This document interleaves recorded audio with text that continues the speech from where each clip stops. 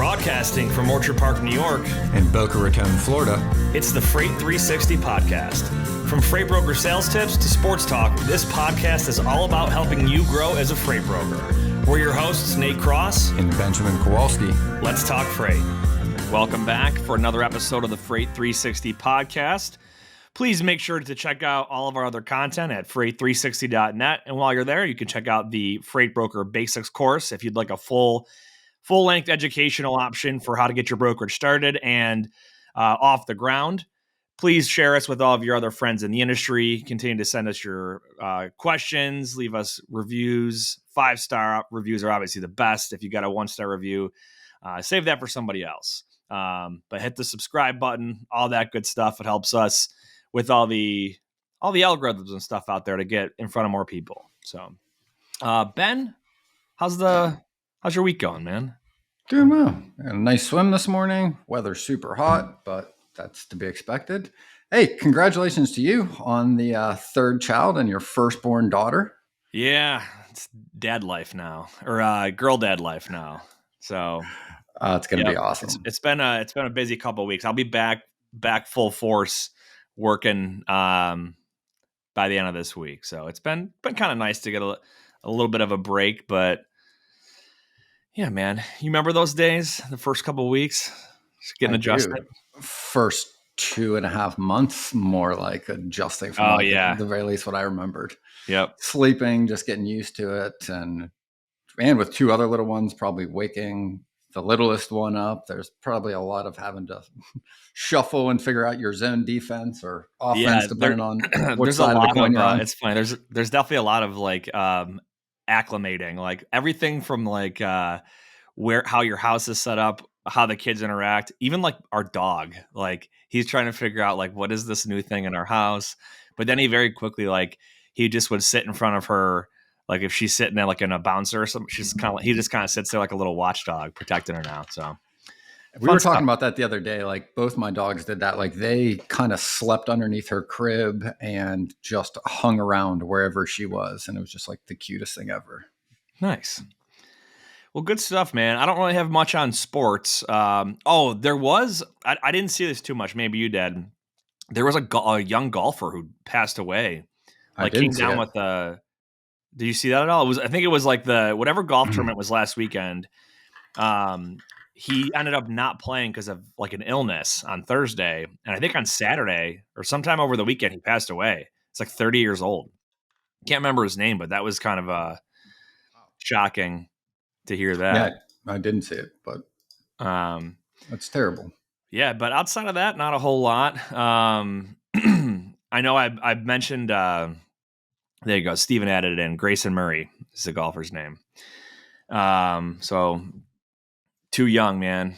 It sucks when you see that kind of stuff. The other thing in sports, only because we mentioned F1 a couple times in the last month or so, there was all this like people are getting like pissed off about the Monaco Grand Prix last weekend. It's like the OG race, right? And it's a street race in Monaco. Everyone has their big yachts in the ocean there overlooking it. But they're like, it was one of the most boring races ever. It's so slow. You can't overtake anybody. The people in the top first 10 positions, literally nobody passed anybody. So it started off the first 10 pole positions. That's exactly how they finished. It finished. So people are complaining about change the race, change something to make it more entertaining or whatnot. But yeah, I kind of feel like some of those like OG race like that, like you gotta have that kind of stuff in in their season. So it's just it's one of the originals. So, and it was also the Indy. They were comparing it to the Indy 500, which was the same weekend, and the Indy 500 had like 400 overtakes, and then the Grand Prix in Monaco. It's also like a very different race. Again, like one of the guys I'm doing a lot of work with right now, one of my newer business partner lives in Indy, and their family, I think, had a box. So like he used to go to the 500 all the time. I've only been there once, and I saw the F1 race. I've never seen the Indy cars drive. But what I do know, going around and seeing the museum and hanging out there for a couple of days, They're completely different cars, first of all. They are not built the same. The races are nowhere near the same. And even the way they drive are very different. Like Indy cars, again, for anyone out there that's a huge fan, if I get this wrong, feel free to, lambaste me in the comments. But like Indy cars were more like the track is like the circle, and it was more like kind of like a stock car race where they are literally going around in a big circle and passing each other, right? Yeah. Now, the F1 race, when I was there, like they called it the infield, but basically you run around the whole track the same way you would an Indy car, but then they have to go from like 200 miles an hour down to like 25 miles an hour in like a football field. And there's like turns, it looks like a residential, like driver's ed course. And they're just like flying and then down to nothing. And then they got to fly back out so like just completely different types of races. But yeah, it is. I would love to go see the Indy 500. It's definitely on my list of things I'd like to go see. Yeah. Well, that's all I had for sports. News. If you guys aren't subscribed, check out the Freight 360 newsletter. It comes out every Tuesday and Thursday. We put in, a lot of the latest news as well as market updates, and we highlight some commodities. But I wanted to at least highlight one of the things. This came from FreightWaves, who's obviously like one of the largest media outlets in our industry, but it was kind of a positive light to look towards the second half of 2024. I know we've all been feeling this for a little over 2 years now, this freight recession, but Craig Fuller is the CEO, and their market intelligence director, Zach Strickland, they noted some positive signs. So we just kind of highlighted them in the newsletter earlier this week.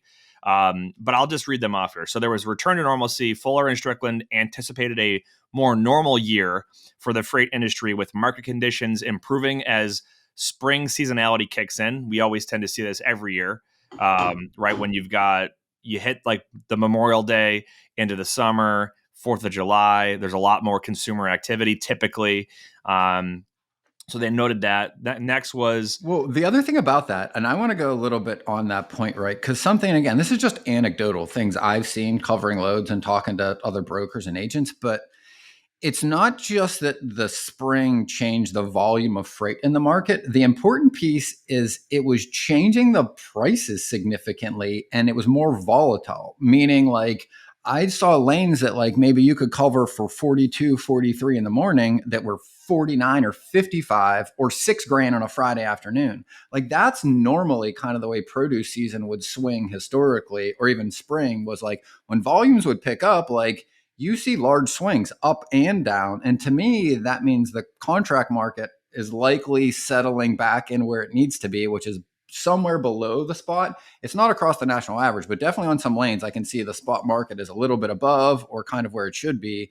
And that's really what happens is like, if it's a Friday afternoon and a broker's got a bunch of loads and they're paying $2,000 above the going rate, or $1,000 because the load's got to go, other carriers will drop their contracted load to take the better paying load. That's what creates the volatility and the opportunities for us as brokers, both good and bad. And the more that happens, the more it's functioning like a traditional market. Yeah. Yep. No, that's absolutely right. They had also noted, obviously, like your spring and summer construction, summer goods in general, increasing demand, and they had excess capacity. So despite oversupply, which is too many trucks on the road compared to the volumes of freight, specialized trucking sectors see new capacity. So changes in authority trends indicate a shift towards bulk and refrigerated transport. So that was interesting to see some of those more niche transportation methods having a bit of an increase. Federal spending, so infrastructure programs, obviously government spending, whether it's big, like in this case, infrastructure programs, whenever we're in a big major conflict like a war, you tend to see a lot of increased spending. That's the whole geopolitical complex. Am I saying that correct? Right? Yeah, sounds about right. And then other geopolitical factors. So looking at potential trade shifts based off of tariffs. Mexico, we've heard Mexico a lot this year with a lot of businesses shifting towards Mexico from other locations. And obviously the Mexico to U.S. market is a big impact for the freight brokerage community and the trucking market here, with us being obviously neighbors. That's huge. I mean, even outside of what's going on between China and the US, like going back pre-pandemic, lots of the larger industrial manufacturers in China were nearshoring sites in Mexico. Yep. Like tens, if not hundreds of billions of dollars were being spent in Mexico to build facilities to manufacture the things that were made in China closer to the US, mostly so that like if there was another global pandemic or something, the supply chains were more resilient and at least closer to the destination. And it reduces a lot of the transportation costs. You don't got to put it in a container and send it across the Pacific.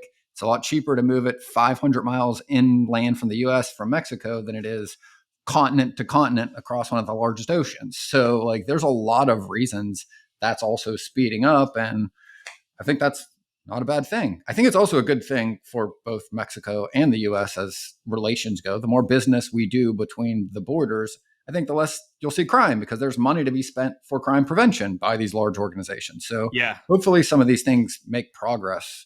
For sure. And what I think will be interesting is because you mentioned trade with China, right? And that trade tends to route through like the ports of LA and Long Beach, right? Yes. And now, if you have a lot more coming through Mexico, obviously Mexico to US, we've had border crossings that are fairly active for a long time, whether it's Texas, Arizona, whatever. But Texas is seeming to emerge as one of the, the spotlights for where you can expect a bit of increase in traffic in the future. Yep. So yeah, keep your eyes there. There's opportunity in every market, right? Always cool, man. Anything else in the news world here? Yeah, not much. At least not much that I'm aware of. But trying to see if we had anything else. The hurricane. This is worth noting because it happens every year. But this is expected to be one of the more active hurricane seasons this year. So whenever there's hurricanes, it's going to disrupt just about everything economically before, during, and after that hurricane. We have a video on YouTube about this. It breaks down some of the hurricanes from 2022 or 2021, I believe. I think 22 actually. Because that was a very active year in Florida, right? You guys got hit a few times. But we talk about how it basically sucks all the capacity out before hurricanes come in. It's at a standstill during the storm when it hits, obviously, and then it sucks everything back in afterward. Obviously, that's just your simple supply and demand. The supply of all the trucks want to get the heck out of Dodge, and then there's a huge need for them to get regular business activities back to par and also bring in any relief supplies, disaster recovery, things of that nature.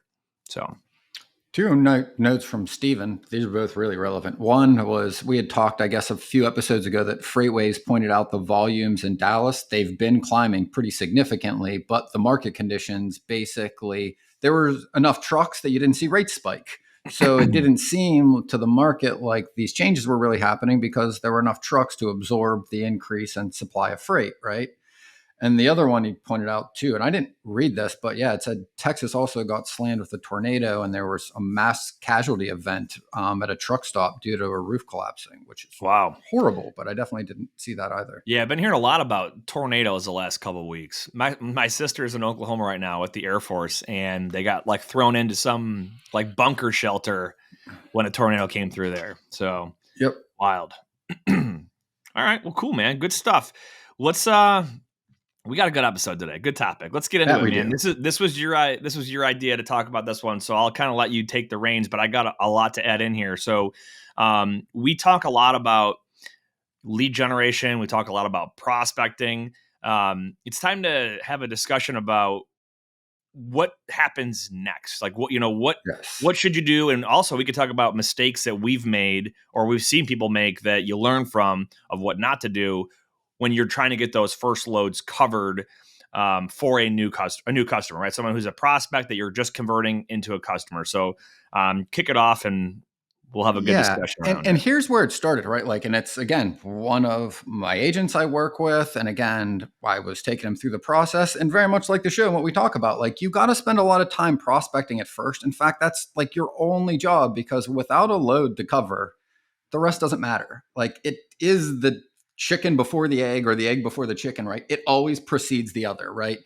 put the cart before the horse, it doesn't work. You put the horse in front of the cart, it works, right? Like you need a customer and you need trust before you ever get to this step.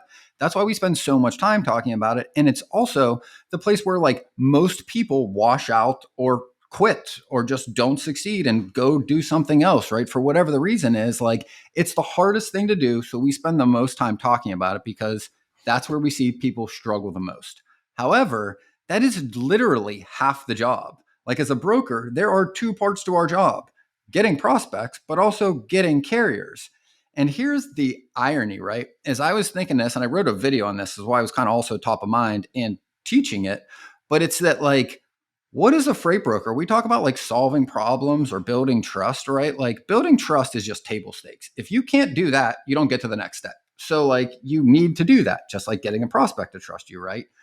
But from a shipper's point of view or our customer, why do they hire us? They hire us because they believe, and they should believe if you're good at it, that you can find them a truck faster, more effectively, and a better deal in some cases. Doesn't mean cheaper, but a better deal than if they had to do it themselves. And an example might be, hey, load's picking up in 2 or 3 hours. Shippers called every carrier they work with, and their 2 other brokers they work with don't have anybody they can call to pick this truck up in the next 2 or 3 hours, right? Now, when they go to you as their third broker that's been prospecting them, and you say, I want an opportunity, I want a shot, they're not giving you their easiest load. They're giving you the hardest load that nobody can cover to see if you can do something that people they work with cannot.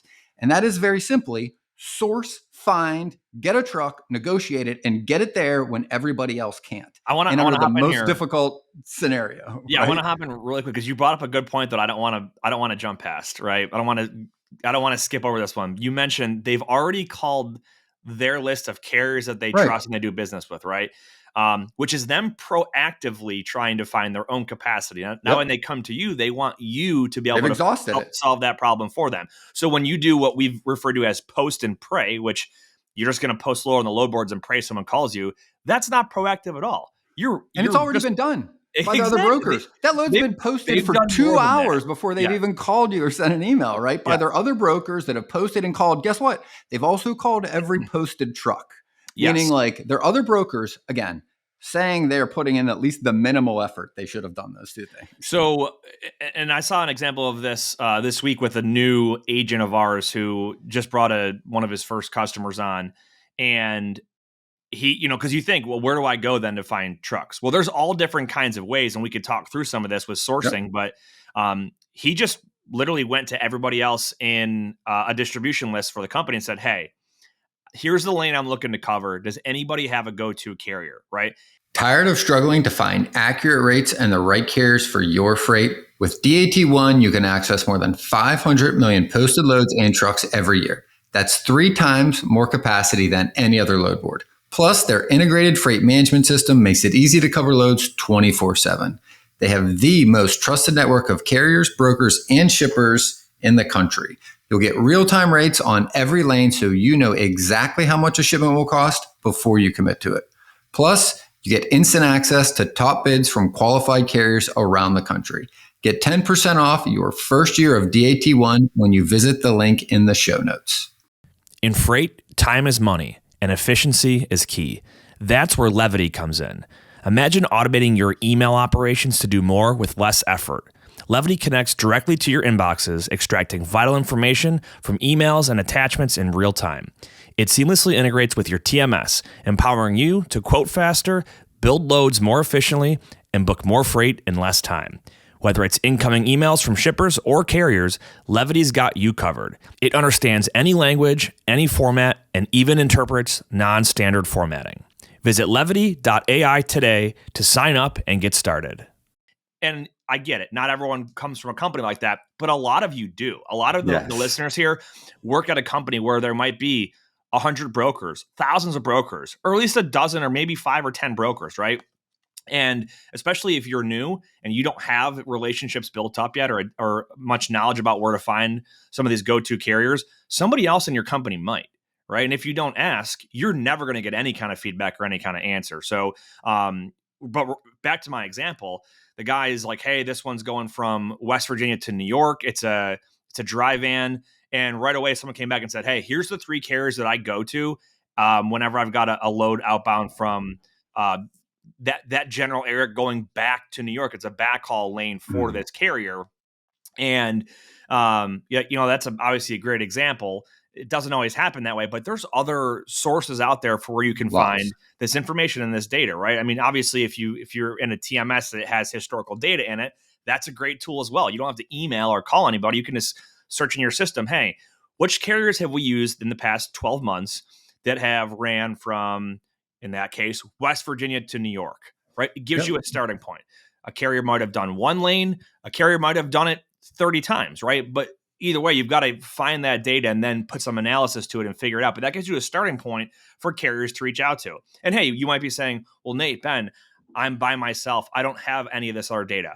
Well, there's publicly available, well, I shouldn't say publicly available. There's for purchase available data out there where you can help source carriers based off of different, data of where they have been viewed or observed and through inspection history and whatnot to have actually operated. Highway is a great example. Obviously, we both use it. We're big fans of the tool. We've had Highway on the show before.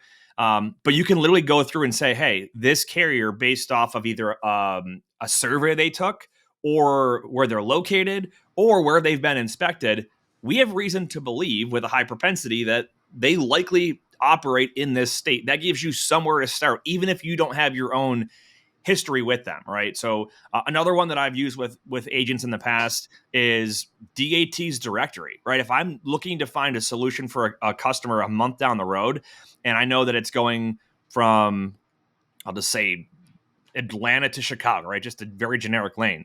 Well, why don't I just go to the DAT directory or any other directory for that matter and find all the carriers that match my search criteria, right? Maybe it's equipment type, fleet size, location, anything else that I might want to add into my search. And now I've compiled a list and I can get to work and do my proactive outcalling the same way that we outcall to shippers and customers for that matter.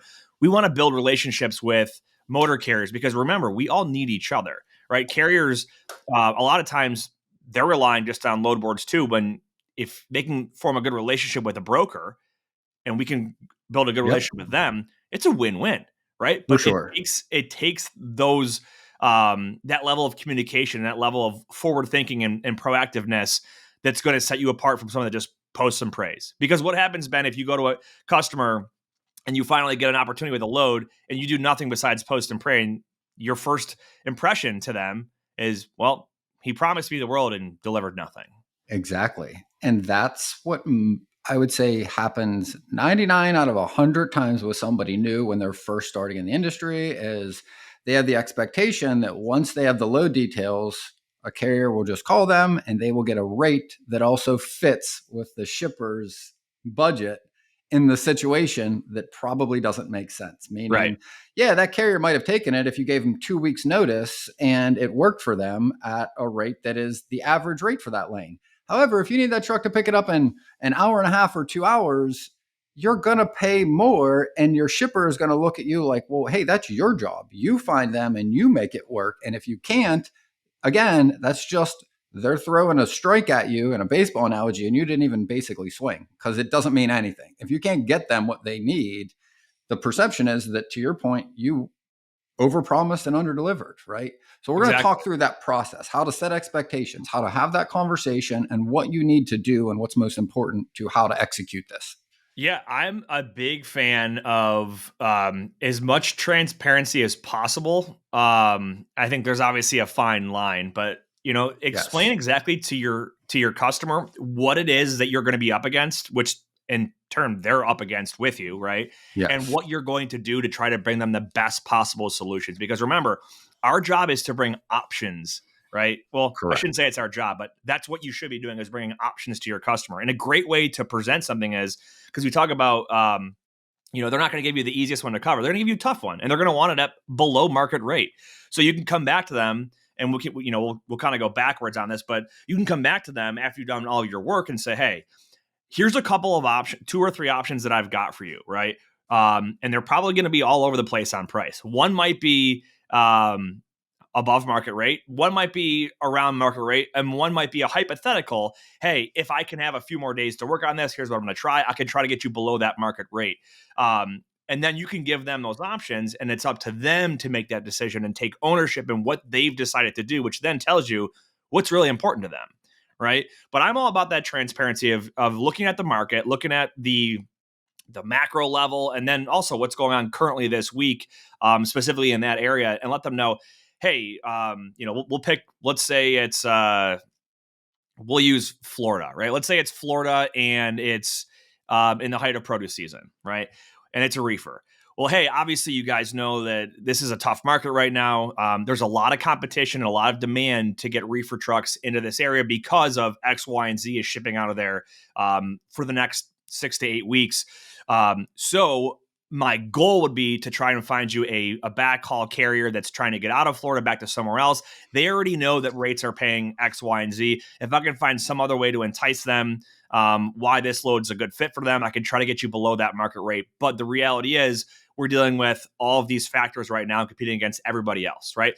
Yep. Right there alone, I have set an expectation of this is going to be hard, right? I've set the bar low, so if I can surpass it and actually pull something off here, you kind of look like the hero of the story, right? But you set the expectation up front. Whereas you get a lot of brokers who are like, oh yeah, I'll get you a truck. Boom, too easy. And then they fail. And it looks really bad. And that reputation is just tainted. For sure. 2 quotes that come to mind. One I've been thinking a lot about, and some my wife and I talk about, but it's, they talk about stoicism, but they just say like happiness is in life is really just expectations minus reality. If you expect a lot of things and a lot of shit to happen that never does, like no matter what the reality is if it's below that, you're going to be pretty disappointed and unhappy, right? If you can level those 2 things. But it's the same thing even in an individual situation in a conversation, like you said. Like if the expectation that my shipper has is that I can do this because they believed or interpreted something I said, if I'm not clear about this, if I don't get them what they expect, it may be perceived as a failure, to your point. So you really want to be careful how you are asking these questions, right? But even before I want to jump to the question, like I want to like set the stage a little bit for like what is expected and what is demanded if you actually want to do this. Because this is what I think is the shit that is really overlooked, right? Again, I think most people start with the expectation, and you articulated it very well. Like, I'm going to throw these load details up, and somebody will call me. It's a shipper's market. Trucks need loads. They'll call me. Or I'll throw it on Facebook and I'll find a truck, right? Full stop. That's not going to work. Like you will not get this customer, you will not move this load, and you will not build any more of a relationship, and no business will follow. This is the most important part. You spend hours, hundreds or thousands of hours making phone calls to get this one shot, right? It's like if you're playing basketball, like you practiced every day for years, and then you get the ball with 2 seconds left, and then you just don't even shoot it before the clock goes off. Like that's the analogy. Like you literally just don't even get a chance at even being able to do this if you set the expectation wrong, right? So the first thing is like you got to expect to hustle your ass off, like run, making phone calls, moving quickly, moving through this process and getting better at it every day. Because as you improve, this is how they measure freight brokers. All of your customers will measure you on this benchmark. Can you get them trucks in difficult situations when no one else can? If you can do that, you are the best in class at what you do. You can get customers a lot quicker, you'll have better stories, and you'll be able to close more later, right? Not only do more business with the first one, right? But the expectation that you can sit and just wait for them to come with you, right, is just flat out wrong. Like full stop. It is just not going to happen, right? Agreed. And I think that is the most important takeaway for anybody listening to this. You've got to work 2, 3, maybe 5 times as hard to find a truck in less amount of time than you spent to actually get that customer or that prospect to get this shot. I want to remind people too that when you talk about hustling and making phone calls and trying to quickly reach out to these carriers, you're competing against them along with everybody else, right? Yes. And the whole like early bird gets the worm adage, like you're late already. There's reality to that, right? And yes, just because some other broker got a truck before you, it doesn't mean there's no other trucks, but it's going to add that much more work to your plate to find the next available truck or the truck that might be 50 miles away that you've got to then factor in price to get, to pay them to get to that location, to deadhead. So you're absolutely right. If you work, let's say, twice as fast as the average person, that alone is going to help you out, right? I mean, it's Yes. just that simple. And the more sources that you have access to find these trucks, whether it's through, obviously there's truck postings, right? And you can post your own loads, but directories and internal databases that you might have, or asking someone else in your organization, or just calling carriers based off where they're located. You've got to have access to these resources. Otherwise, you're not going to be able to find anybody. Yes. It just comes down to that. Yeah, and let's go right to the first conversation. So we get a load, someone sends a load over. It's a prospect I've been talking to for 2-3 months, and they send me a produce load that's got to pick up this afternoon. It's got to go from Nogales to Southern California, LA somewhere, right? And they tell me, hey, I need to be at like 4,300 for this. The first thing I do before I call them is I'm going to look at that lane, and I'm going to look at a few things. What is the average rate? What's the low? What's the high? To get an idea of what that range is. And then I'm going to compare it to what they want me to pay, or they want to pay me to do it, right? Because I still got to get some margin or get real close to that, right? So let's say it's 4,300, and let's say the average rate pay truck for that lane, right, is, we'll call it the same. It's 4,300. Like, they expect to pay me to go find them a truck in less than a few hours at the exact same rate it would take them to do it through a bid and over a week process, right? Months in advance. They expect me to do this now in an hour, 2-hour window more effectively than they did. That's the stage they're setting, right? Yep. The next thing I look at, okay, well, if this load detail came to me from someone I'm prospecting, it's pretty likely that one of their other brokers already has this posted, those same load details, and I can look at and see if it's posted. If it is posted, I'm going to see what the other brokers are offering it for. If there are other brokers that have this load posted for 36 or 3,500 or 3,800, it gives me a little inclination that, like, maybe the other brokers aren't getting a truck because they're trying to make too much money on the load, and they just don't care that much if they get this load for the company, because the company, they might know they could pick it up tomorrow. But my prospect isn't giving me those expectations of load it tomorrow, the next day. They're telling me they need it this afternoon because that's what their boss is asking. Have you fallen victim to double brokering, cargo theft, or identity theft? QuickScope stands out as the only load-level fraud protection tool available today. Unlike any other solution on the market, QuickScope is deployed post-agreement between shippers or brokers and carriers. Shippers can rest assured that their cargo remains secure. Brokers can confidently confirm the identity of the individuals on site for pickup, and carriers can trust that they'll receive timely payment. Start your free trial with QuickScope today by visiting them online at quickscope.com. That's QUIKSKOPE.com. Blue Book Services is the resource you need if you're transporting fresh produce or lumber. Their online databases contain thousands of companies throughout the produce and lumber industry supply chains. You can easily search their databases to generate new sales leads. Blue Book's credit ratings help you avoid companies with high credit risk, and their team can help resolve disputed loads. To learn more, go to producebluebook.com or lumberbluebook.com and click Join Today. The other brokers just kind of know how these play out, and if they don't get the right rate, they know it gets pushed, so they're not working as hard. They're maybe trying to make a little more money. That's my first cue that I maybe have a little advantage over the other brokers that are trying to find this truck right now. So another point here too is when a customer is telling you what they need to be paying you for this, I want to take a second here, because you remember the used car market in 2020 and 2021? It was crazy, right? There, because of supply chain disruptions from the pandemic shutdowns, used new cars weren't able to be produced as much, right? Yep. With chips and everything else. So the used car market became pretty much the hot pool for went up like 15-20%. To get a car, right? I'm going to have to buy a used one because that's what's available right now. So imagine if I went into a car dealership when used cars were super expensive, right? Let's say that they're $5,000 more. I'll just make up numbers, right? Let's say a used car normally would sell for $20,000 and now it's going for 26, right? Yep. Imagine if I walked into a car dealership and I'm like, yeah, I'm going to need this type of used car. I'm going to need it for $18,000. They'd laugh at you. And I want to buy it today. Yeah, I want to buy it this afternoon. I need to walk out with the keys today, right? Yes. That is essentially what is the kind of conversation that your customer has outlined for you. So I'm curious what your take is on it, because I'm all about again, going back to that setting expectations of, it doesn't have to be a hostile conversation, but put some reality into this discussion For sure. early on, right? Early and Yes. often, right? Hey, I know you guys would love to be at this rate. The market's hasn't been doing that right now. I'm not going to say it's impossible. It's going to take a lot of work, but I can't guarantee you that we're going to be able to get you a truck today at that rate. I'll do the best I can, but I can come back to you with some realistic options.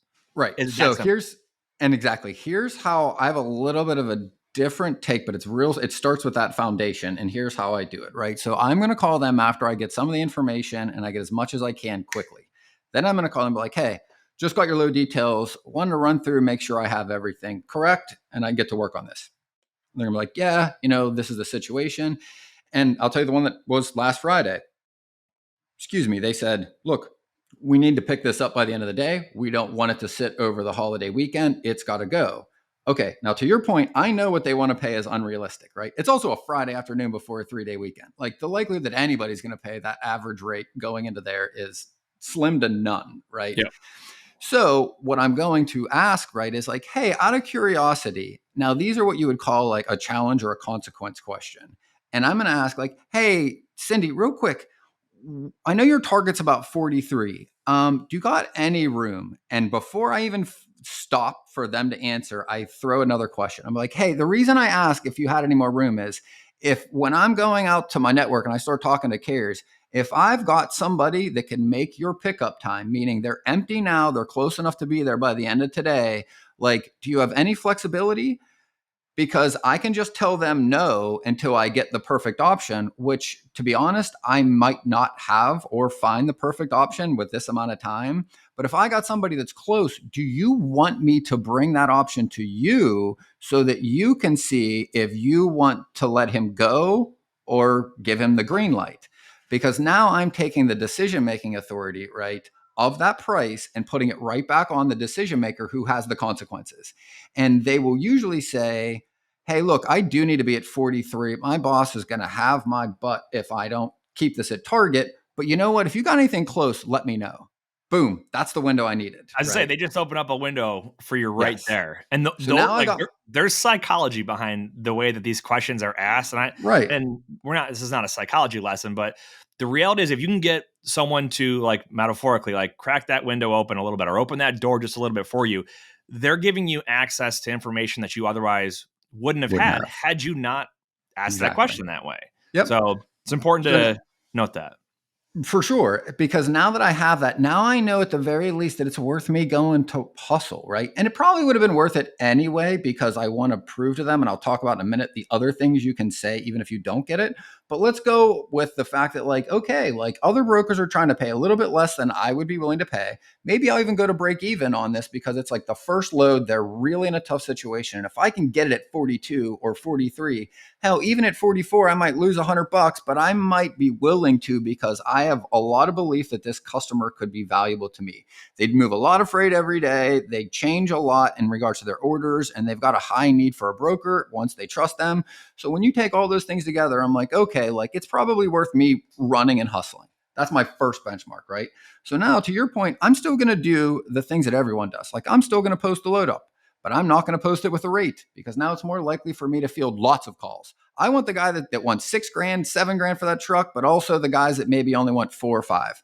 I want the most people willing to call me back. And on a Friday afternoon, most of the trucks and the dispatchers know that's the money time. So they'll call every load that is posted that has no rate to see if I'm paying some lottery ticket amount, like their $6,000, $7,000 load for the weekend. And some people are. Now, this isn't that situation, but that's how I'm going to frame it in my post to get the most amount of calls. So now I do that first so that I get that to the market as quickly as possible so calls can start to come in if they do come in. Second thing, I'm going to do what everyone else does. I'm going to go to the posted trucks, and I'm going to go to DAT, and I'm going to go to Truck Stop, and I'm going to call every single one, and I'm going to start with the ones most likely to take it. Those are the ones that are domiciled, meaning their base, home base, where they usually want to finish the week, is close to where that load delivers to, right?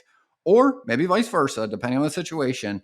And then I'm going to just call through them and try to ask enough questions, to your point, to the carriers to go like, hey, And this is the more important one. If I only got 3 hours to pick it up, when and where's this guy empty? Before I even talk about price or anything other than that, I need to know if this truck actually fits my criteria. When and where's this guy going to be empty? Can he make it here by 5? Because if those things aren't true, I'm wasting my time having a conversation about something that isn't relevant, and there are other trucks I could be talking to. So when we talk about getting better or more effective, this is how you can step by step be faster at this than someone else. It's how you're having the conversations. Because the one thing I learned when I worked at a large brokerage that taught me how to find trucks quickly was this. If you got to call 120 trucks in an hour or 2 hours, right? You can't have a 3-minute conversation with everyone and get through them. Nope. You've got to have 10-second Right to the conversations point. with all of them to find the ones that meet that. And then you go a little bit longer because now I can talk to more faster and get to the ones that are really a fit instead of wasting the time on the ones that wouldn't work, right? So once I've run through those, and let's just say I don't have one. The other brokers maybe did the same thing, but there's literally nobody that can make the pickup window or that rate, or the closest rate I got's like 5,500, we'll say. Well, to the earlier point, I'm going to call my customer and be like, hey, I got an option. I'll be honest with you, it's not great price-wise, but the equipment, the reliability of the carrier, and where and when they're empty all meets everything else. I know you guys probably won't approve it, but I wanted you to make that call. Would you want to approve a 5,500 option? They are probably not going to believe me and think that I found something for 43, put $1,000 margin on it, and they're going to tell me no. We'll just say this is a pretty common response, right? Maybe they do take it, but at the very least, I have now shown them, not told them, shown them that I'm working my butt off to get them the thing. And I already set the expectation that it's probably not going to be perfect, but I'll bring them options. So even if I don't get the load, I have shown them things that their other brokers probably didn't do right there, right? Yeah, I want to bring up and Steven brought this up in our notes here about taking a loss on a load. I'm going to give you my opinion on this, and I'm curious what your take is on it. I think it's situationally dependent. But one of the mistakes that I have seen is a broker with a new customer setting very, very bad expectations early on that they're willing to take a loss for no other reason other than to try and be like, I got your load covered for you, and I got it today, and I got it at the price you wanted. But the reality is you just lost $200. And you didn't do those things. So now you set the expectation that you either have some magic up your sleeve that no one else has, which is not true because you're taking a loss, or that you're willing to give them cheap rates and they're just going to use you for when they want cheap rates, and that's it. What I will say is if you can set an expectation of like, hey, I will do this at cost on this one, because I'm trying to show you my persistence, and I'm, word it however you want, but basically you're trying to show to them and prove to them that you actually can add value. Yes. Hey, this one time I will do it at cost. I really would value the relationship long term with you, and this is worth it in my opinion. But don't make it known that you've magically found a truck for $500 below market rate when you're actually taking a loss on a load. I would be transparent about, hey, we're not making any money on this. This is actually this is costing me time. Blah blah blah. Or you could say, if you are getting a good rate and it's with a certain carrier, you could say, hey, this carrier actually quote unquote owes us one based off of a previous situation. So for this one time, I'm actually able to get it for you cheaper than we normally would be able to, but that's not always going to be this way, right? Some context as to why the price is where it is. So what I like coined a term for this, and I took it from in movies and acting, right? It's like typecast. Like typecast is when an actor plays a certain type of role so much that you only see them as them doing that role. Comedy, drama, whatever it is. And they talk about I want to do other movies, but I only get cast for these types of roles, right? That happens perception to us as to being cheap. If this shipper and the person you're talking to believes you are the cheap option, anytime you don't have the cheap option, they don't want to use you. And then they expect it. And going back to the point I made earlier, their expectation is that you're cheap, which means that anytime you're not, you disappoint them, which means every time you even do what you said you were going to do, they're not even happy because they expected you to be cheaper than everybody else. I want to avoid that expectation. And your second response is how I do it anyway. And that's adding context to the individual situation.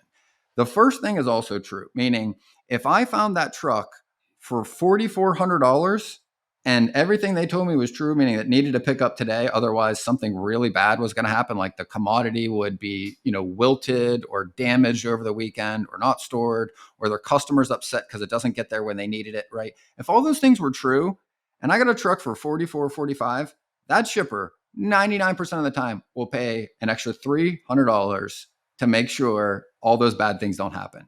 So there's usually not even a need to be so tight that you don't even cover your costs of like $200 or $300. And again, on a $42 or $4,300 load, like $300 is still less than 10%. Like it's not a good margin for the work you're going to perform, especially in this scenario, but at least you've covered your expenses and you didn't lose money, right? Is the first thing that is true. Yep. The second is anytime I get somebody something even below their expectations, I make sure I give them a reason. And it doesn't have to be complex. It's just simple. Like you said, like, hey, look, I know you want to be at 43, but great news. Like I got a guy at 41. And to be honest, I can give it to you for 42, a little less than you wanted. And then you've got to always give them a reason why this is not the standard. This is not the expectation. This is a one-off. It's the exception, not the rule, that I'm able to do this so that they don't conflate or confuse one cheap load and one cheap truck in one situation with you doing this over and over again. That's the important takeaway, right? Hey, on your typecast note, what you do want to be typecasted is that you are the one that presents them with an option, right? You do follow through with what you said you were going to do, that you are responsive, you are quick and diligent in your actions with them. Those are the kind of things that they will remember, because they're going to remember how they felt about the experience of doing business with you. It wasn't that they got the outcome necessarily verbatim of what they had started with. It was, hey, Ben consistently came back to me with other options. He talked through with me. He wasn't forceful. He made the whole process smooth. And, he took a lot of pressure off of what could have been a disaster. And he listened. And he listened. Exactly. Yeah. And he went and did what he said he was going to do. And then he followed up to make sure, right? So to go beyond that, right? Like our job is to access the market more effectively and faster, the trucking market. Every truck that is out there, right? In a certain scenario, right? That's what we're doing. It is no different than if you called your stockbroker and if Apple was trading for $1,000 today and was trading for $1,000 yesterday, and you told your stockbroker, I want 3 shares, but I'm only going to pay $900. That person could not do that. They cannot buy something that is the market price more expensive just because you want it, right? They access the market. They don't change it. We don't change the trucking market. We don't change the rates, and we don't change the amount of trucks there or what they're willing to run a load for. What we do is try to get to them quicker and negotiate more effectively to find what's in it for the driver and the trucking company that matches with the shipper. And if you do that well, you thread the needle to find the 1 in 200 trucks that actually needs that load in that time with that criteria right now. Right. So I want to give one other analogy on this, because you use stockbroker. I got a better one. Think about for anyone who's ever bought a house and your experience with a real estate agent, right? That's probably a more direct correlation with how freight brokerage works, right? You've got a buyer, a seller, and a broker. Put an offer on a house yesterday. You have the shipper, the carrier, and the broker in the middle. So what a good real estate agent will do is be able to find out what's motivating the buyer of the house, what's motivating the seller of the house. Is there a time crunch? Because you think about, I remember when the house that my wife and I bought a couple years ago, we looked for 2 years before we found a house that fit what we wanted. So for us, what was important was the location of the house, the type and size of the house, and the price range of the house. What wasn't a motivating factor for us was the timeline and when we bought the house, right? Yep. And we were flexible on some other options as well, like what kind of a lot is it? What size is the lot? Things of that nature. But there are people that, hey, I'm relocating for a job, so now time is more of a constraint for me. So I'm likely not going to have 2 years to go and look for, 30 different house options and pick the best one for me. I've got literally 3 months. I've got to find something and get under contract on it. I might have to spread my location out a little bit more. I might have to change up the options that I'm looking for, but time is the one that's important to me. So if you can put yourself in your customer's shoes. And again, when like this whole conversation is about the first time you're moving a load or the first couple of loads you're moving, you're still building that relationship with your customer. Because so far, your relationship with them has been all about prospecting them, massaging the relationship. And now you're actually figuring out, what is it like to work with them on an operational level? What are the real things that go into working with this person day in and day out, right? Are they going to be straightforward with me when it comes to price sensitivity or time sensitivity? Or do I have to kind of do the song and dance with them to figure out by asking questions and opening those windows to find out, okay, here's what's really going on behind the scenes here. So legitimately, like we say many different ways, you've got to be a true extension of their supply chain. And part of doing that is understanding the person that's at the helm there, right? The person that's actually there hiring the broker, hiring that trucking company to move this load for them. So just posting and praying is not going to work. Just, promising them something without any context, likely you're going to fall on your face. And you only have three. You have price, you have service, right? And you have quality. That's your quality, yep. And then you've got your time. So that's it. So it's like, how much time do you have? What are you willing to pay? And what's the quality of the carrier we're going to find, right? Carrier with very high out of service percentage is going to be cheaper, but the likelihood they break down between pickup and delivery is pretty high. Okay. Service, right? Same thing, like quality of what you're getting. Then you got the time frame. Do I have 3 hours to work on this or 3 weeks, right? And the third is price. You get 2, you don't ever get 3, right? That's true in everything in life. You've got to ask enough questions to understand what's important to your shipper. And by the way, here's a hint. They always ask for all 3. So you got to ask follow-up questions to see and to get them to see that they can only choose 2 of the 3, not 3 of the 3. Yeah. And you ask those questions by asking, like, what happens if it's not there in time? What happens if it breaks down between point A and point B? What happens if it's not delivered on time? What happens if you don't have location tracking on this, or the truck goes MIA and it delivers 2 days later, right? Like, you need to make pay $200 more than your boss wanted you to. Right. Yeah. What is the worst case? And you've got to ask that question because they're not going to want to. They're not willing to look at those things. They just want you to do what they need. You call them. That's what they expect. Everything all the time, right? Yeah, I don't know if we alluded to this or not before, but the transparency piece, right? If you can add in context, if you've got a driver who has to deadhead 3 hours to pick up, give that as context, right? Yes. Hey, we're essentially getting you in this market rate, but because this driver has to relocate 3 hours, we're going to have to compensate them for empty drive time. So in this one-off scenario, here's why it'd be an extra $200 or whatnot.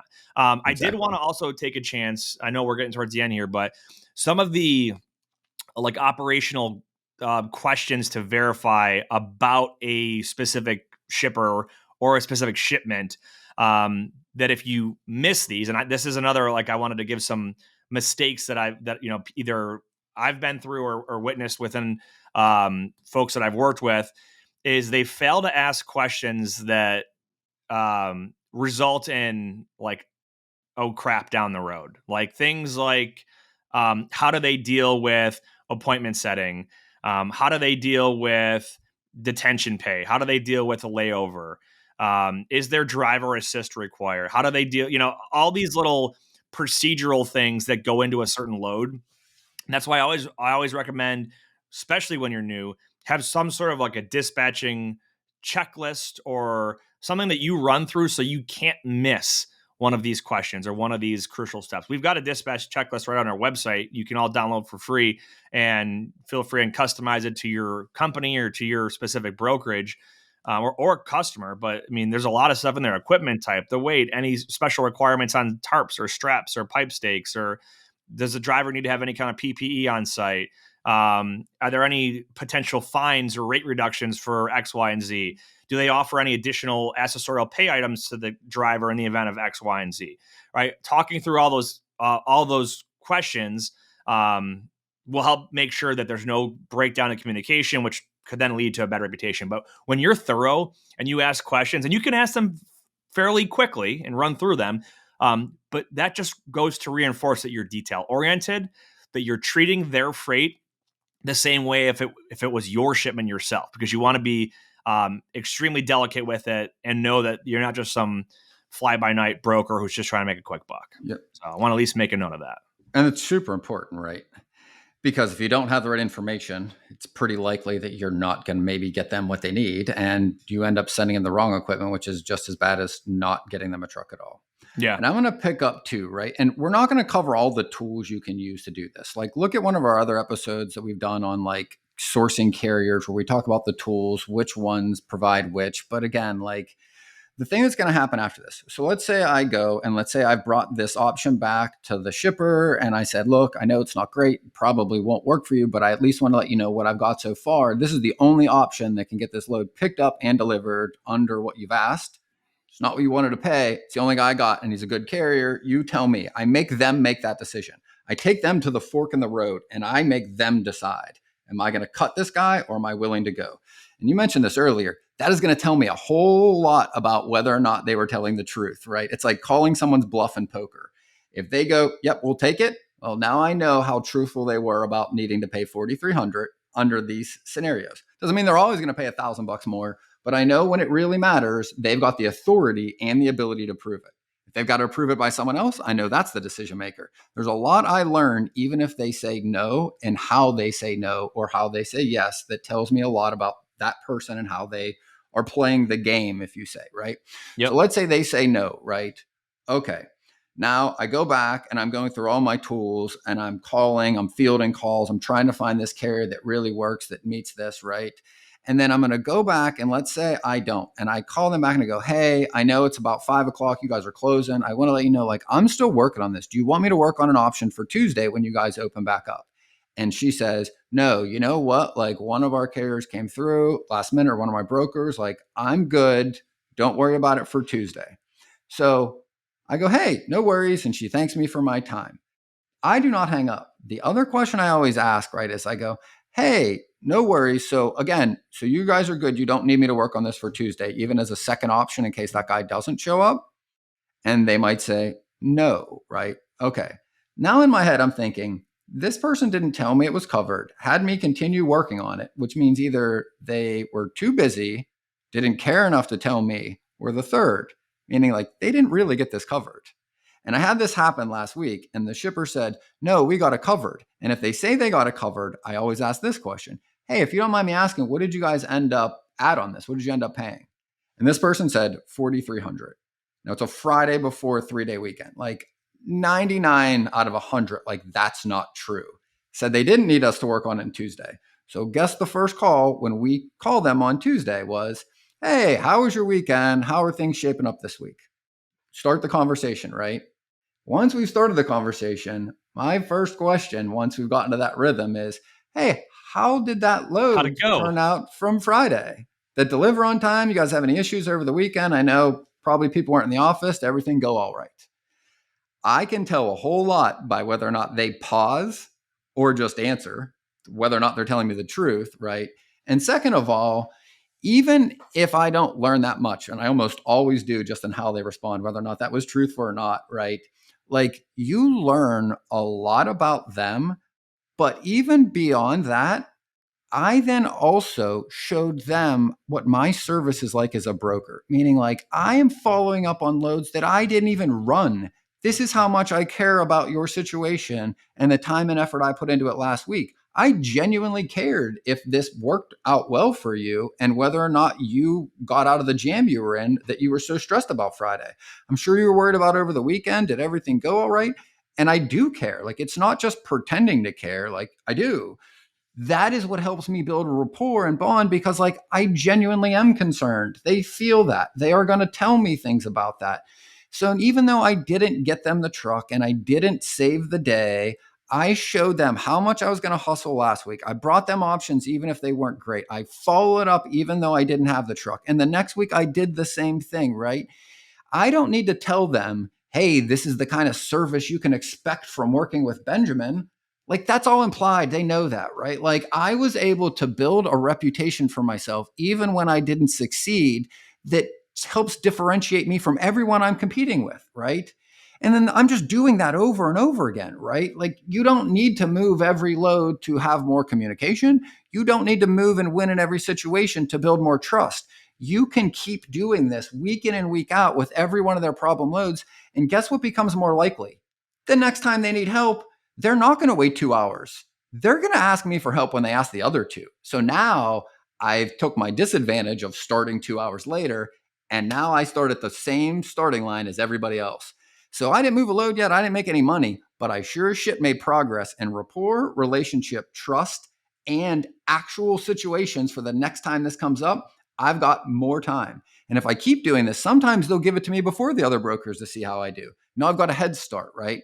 So like they call this operating in the margins, which is everybody does the table stakes, what's in the middle, posting a load, calling the trucks, sending over a rate.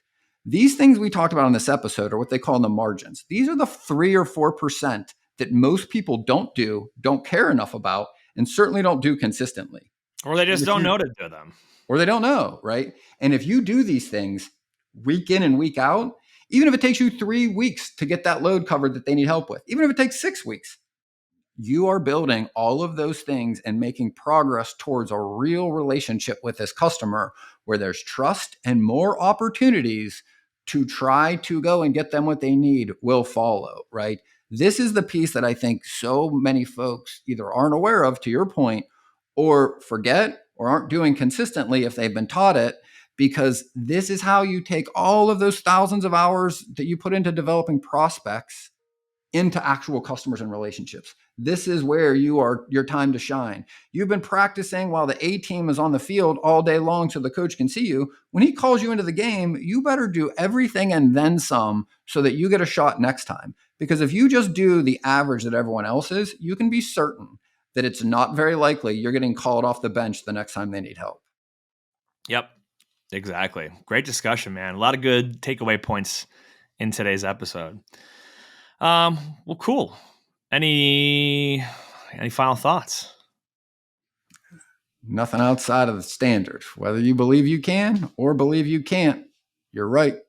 And until next time, go Bills. That wraps up this episode of Freight 360. Check out the show notes for links to anything that we've referenced on this episode. And make sure to visit us online at freight360.net to see our entire library of episodes, videos, blogs, and more.